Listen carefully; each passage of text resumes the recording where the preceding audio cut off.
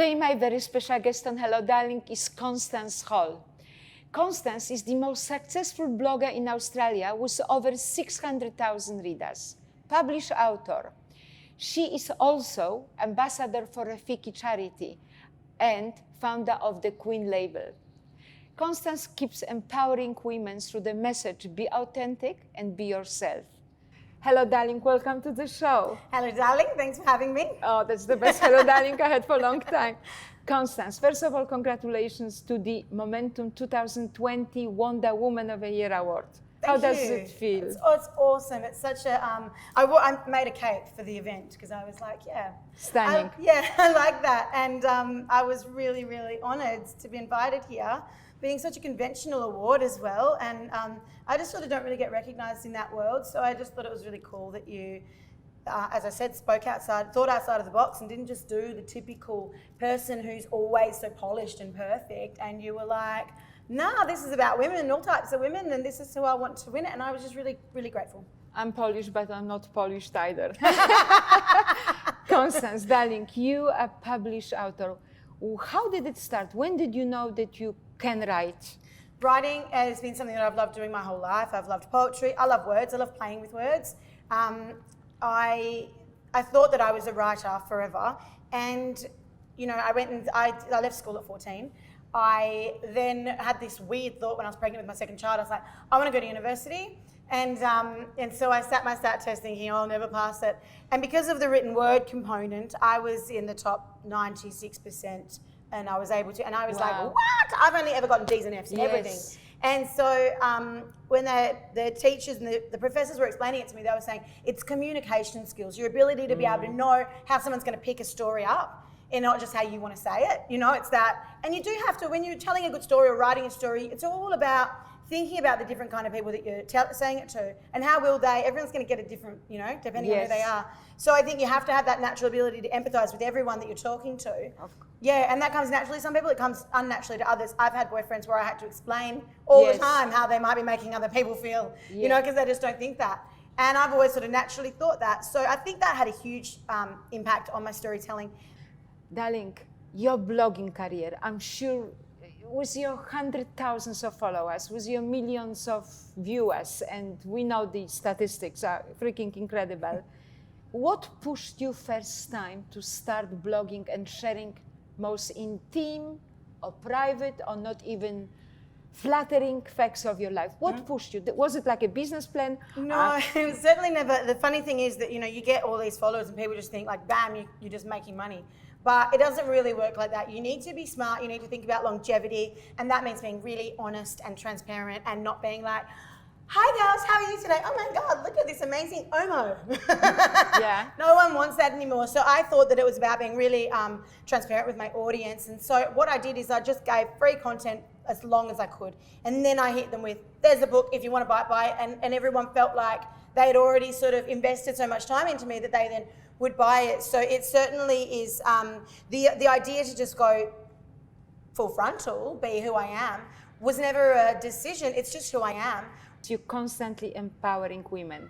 That's a part of your huge success. Yes? Yeah. It's not just the content, but how you do it. Yeah, absolutely. You're not vain. Yes? No, I'm not. But like, ego is a funny one because people go, you know what we love about you is you don't have an ego. And I'm like, well, I do. I often get, you know, it's the other things that people could say about me. You know, you can say that I'm fat. You can say that I'm whatever you want to say. And I don't care because I don't respect that.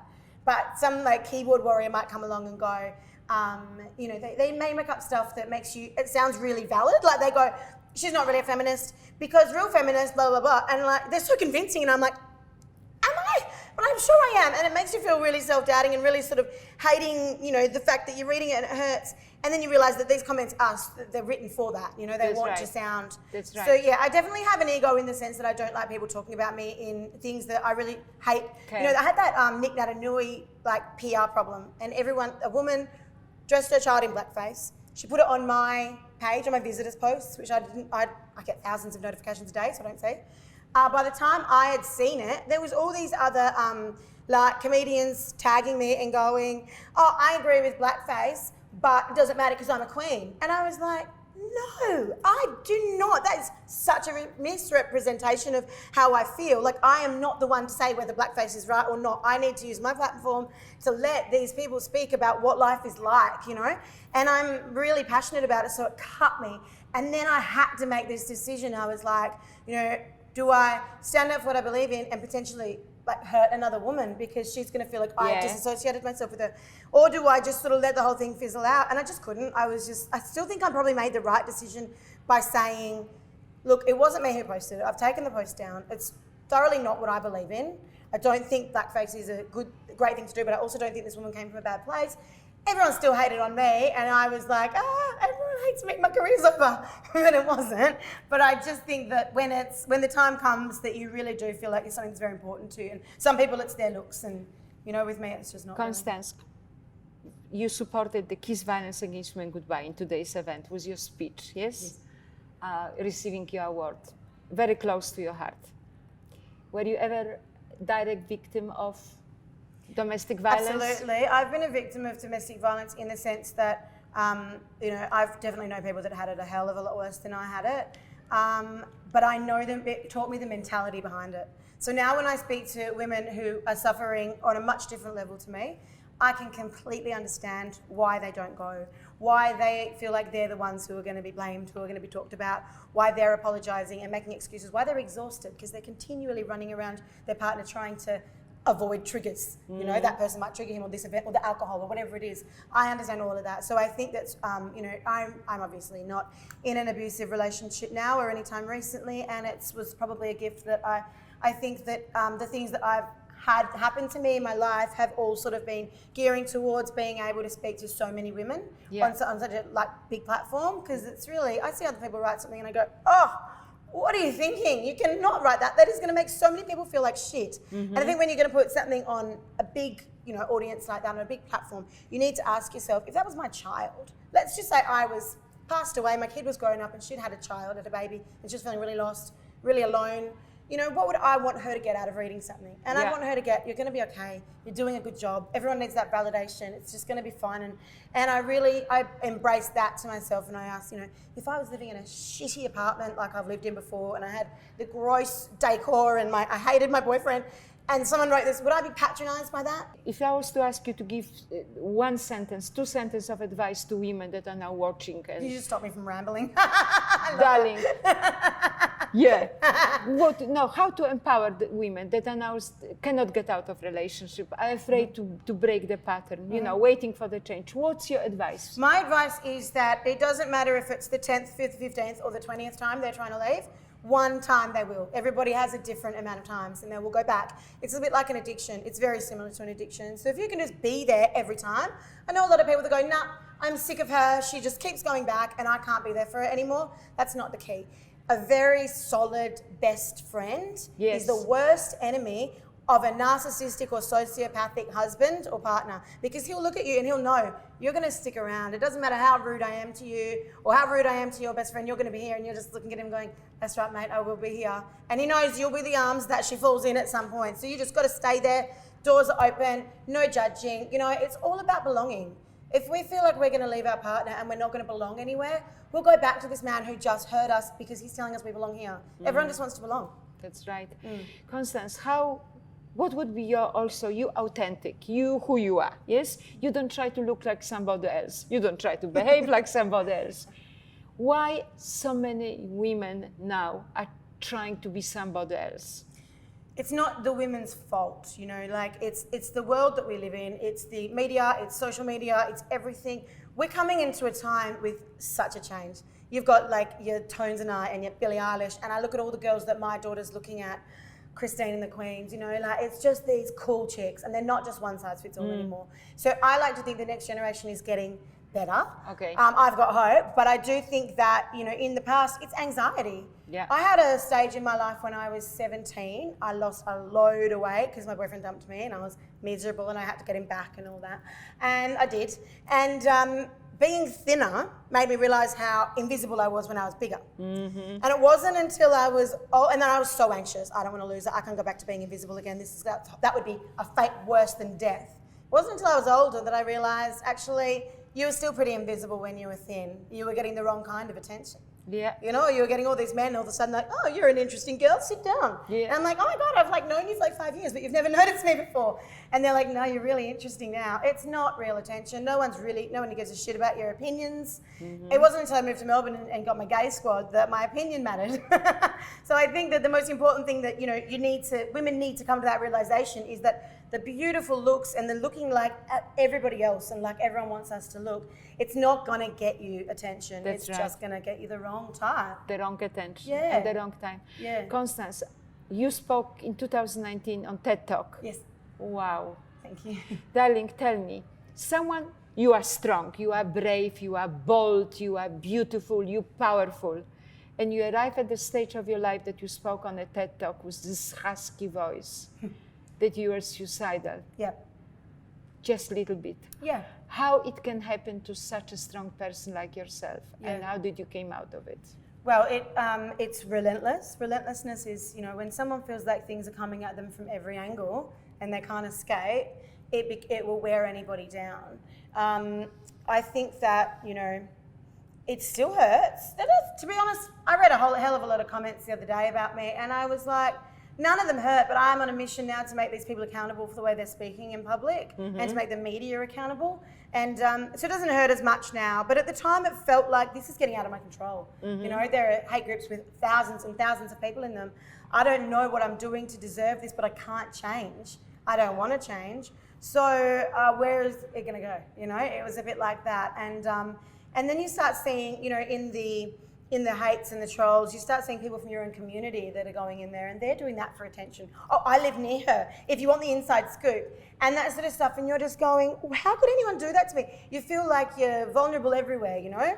But darling, you created your fame, yes? Yeah. You are the product of your amazing fame. Yeah. Well, the fame was what changed my life. It gave me all this support. It gave me my platform to earn my career and support my children on. So there was never a point where I would have changed it and taken it back. Okay. Yeah, never. I always thought to myself, I have to persist. But I had to persist in a positive way. If I can outgrow them, if my power and my success keeps striving, then they can all.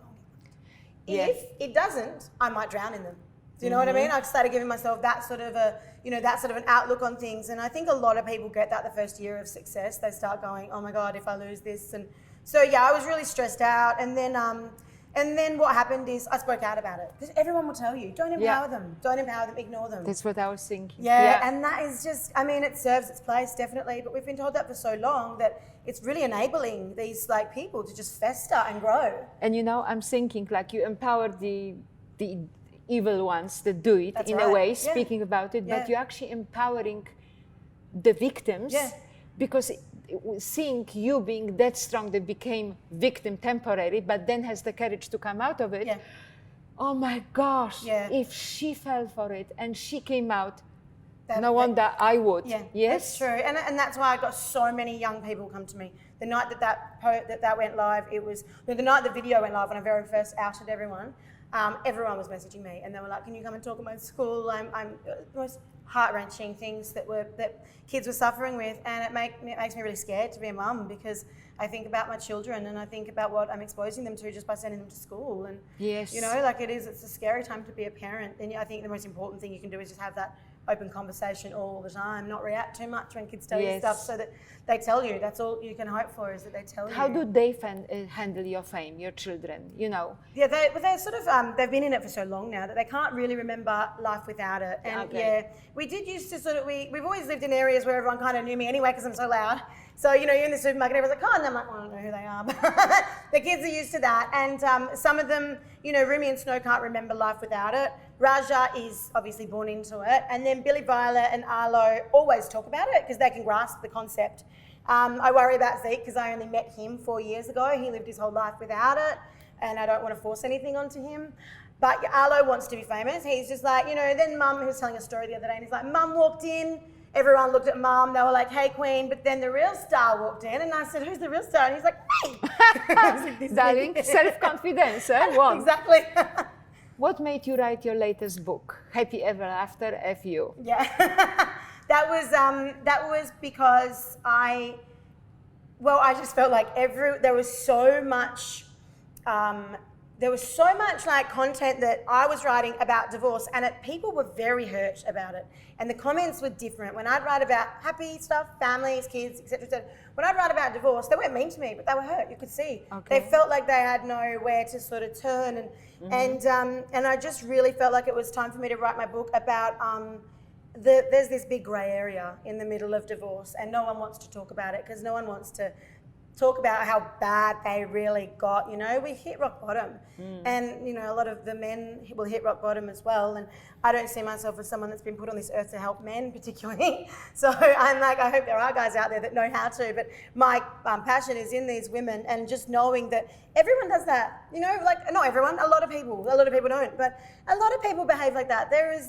You need to be kind to yourself, and you need to understand and normalize things. And women would write me anonymous stories. Yes. And for the book, but then so many of them would write to me again and say, actually, you can't post it. Yes. Because, you know, and so I feel like there's even court orders to say that, you know, you can't, while you're in the family courts, you can't speak about your last marriage and that sort of stuff. So there's just this element of secrecy. So you want to around encourage women with your book? Yeah, Yes? I wanted to encourage women to feel like, I want women to know the harder it is. You know, when Brene Brown says that when you're in the arena and you're face down, that's when you're doing the hustle, that's when you're doing the hard work. And, you know, it doesn't feel like it. But like 2013, I thought was the worst year of my life. I left my husband. I went out with another guy. He was horrible. I got back with my husband. I didn't want to do any of these things. Then I got pregnant with the twins, and it was just the worst year of my life. And I was suffering more than I'd ever suffered. I didn't have any energy. I wasn't me. And I look back at that time and I say that was my training for my big bestseller. That was that was where I got all my content from, because it was just like, if other women are feeling like that, I need to tell them. And all they really need to know is that I'm not alone. Like, people will read my books and they'll go, oh, like, you don't tell me to do anything. It's not a self-help book, but I just feel so much better reading your story. And it's like, I just think people go, you know, no matter how shit my life is, Cons is shitter. You keep empowering women, Australia and worldwide. Who empowers you? How do you empower yourself? Who is your... I get inspiration from so many different people. If I watch Hannah Gatsby's stand-up comedy, I'm empowered, and I'm just like at my screen, just like, Danzy, you've got to see this. This woman's amazing. Yeah. And then like I went to a gig, Mama Kin, and her voice and the power in the room, that she's just magic. And I said to Denz, because we had the kid with us, I said, all right, I'll go in for 10 minutes and then you go in. And I text him, I'm like, I'm not coming out. I need to stay here and just absorb this energy. So I just think every woman needs to just go and see someone talk. You know, put yourself out there, see the music, whatever it is that just gets you, and just be inspired. It's the best feeling in the world. And I heard someone say once that when you feel energized, then you know you're on the right track. Yeah. Yeah, and I get that energy sometimes from these beautiful women. So even Clementine Ford, I just love her. And people just say she's such a man hater, but I'm like, you can call her whatever you want, but she owns it, you know? She's so cool with it. Darling, talking about magic, if I was to give you now a magic wand, Yes. and you have two wishes, one for yourself and one for the world, what would be your two wishes? My wish for myself, for myself it would be that I would wish that my husband would be happy and you know, cured, which, you know, could happen in time after his accident. And my wish for the world would probably have to be, oh God, you could say anything, couldn't you? Obviously, I would just like to take away all the pain and suffering of everyone, and the stuff that I hear and that's happening, and the, you know, with the charity that I work with, the kids, it's almost too much pain to really fathom. You can't really let it in. Because you just, when you do, and I'm terrible, I always want to feel it, because that's when you get, you know, I'm going to do something about it. But beautiful boy at the home that just loved my baby, because I had a 6-week-old baby when I was in Africa, and he was just so beautiful with him and always playing with him and always just there wanting to help me. And I said to the girls, what's his story? And they said to me, he was raped for 4 years, locked in a cupboard. He has HIV. He believes that he is dirty now, and he's very ashamed of himself for having it, so much so he won't take his meds. And he takes drugs. He'll go out and take drugs because of it, but he's never been harmful. And everyone judges him, and he judges himself, and it's this horrible cycle. And I was just like, you think about your baby boy, you know, you think about children, and I mean, I just can't believe that that's happening, and it's happening right now. And if I could, I would take all of that away, but obviously but you're helping and you're Yeah, doing your you bit. can't look at because I say to Sarah, she's actually my idol, the co-founder of Rafiki, and I'm like, how do you live? And she's just like, you just take one block at a time, you know, you're never going to save them all, but you have to, everyone goes, oh, but you'll never make a difference. And it's like, well, I'm making a fucking huge one to him, Yeah. you know, so that's all that matters. Constance, thank you so much for being on my show. Thank you you.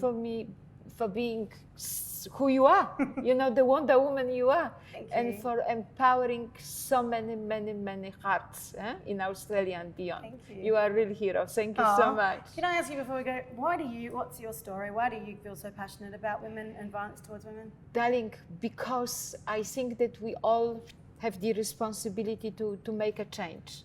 Because I think that the bad energy, the envy, the hurtful acts of violence destroy the world, and I just don't understand it. So I'm just trying to make whatever I can to make a difference, because I think every one of us can make a small difference, Yeah. which at the end of the day adds to the change, Yeah. hopefully. Yeah, absolutely. Because it just doesn't work, because there is too much suffering in the world. Yeah, I completely agree. It's lovely. It's lovely that you're missing that jealous gene, or that gene that puts a boundary between you and other women. I think it's really good. Yes, so thank you once again, darling. We need people like you. Thank you, and you.